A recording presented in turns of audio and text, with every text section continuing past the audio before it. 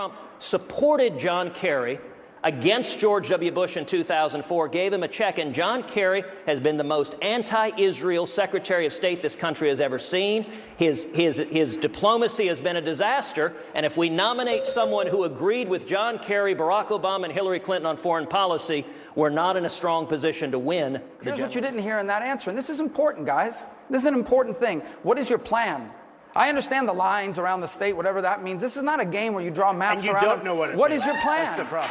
What is your plan on health care? You don't have a plan. The biggest What problem is, he I'll doesn't give know. him 1 minute The of my biggest time to tell me problem he might be able to build condos in the Palestinian areas, but he's not going to. This is not a real estate. Prepared. The only reason he's not releasing them is because he's afraid that he will get hit. You know, Marco made reference earlier to the litigation against Trump University. It's a fraud case. His lawyers have scheduled the trial for July. I want you to think about, if this man is the nominee, having the Republican nominee on the stand in court being cross-examined about whether he committed fraud. You don't think the mainstream media will go crazy on that?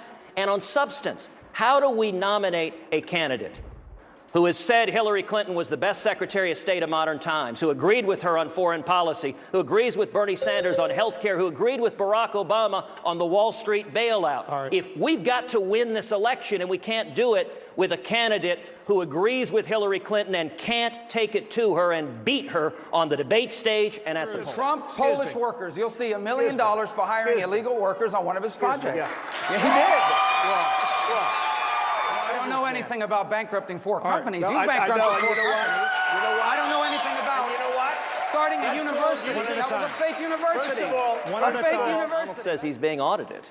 Well, I would think that would underscore the need to release those returns. If he has said something that was false and that an audit is going to find was fraudulent, the voters need to know. And listen, people across this country, we recognize our country's in crisis. The most important question is, how do we win the general election in November 2016? And roughly 65% of Republicans think Donald is not the right candidate to go against. You know, it's interesting now that Donald promises that he will appoint justices who will defend religious liberty. But this is a man who for 40 years has given money to Jimmy Carter, to Joe Biden, to Hillary Clinton, to Chuck Schumer, to Harry Reid. Nobody who supports far-left liberal Democrats who are fighting for judicial activists can possibly care about having principled constitutionalists on the court.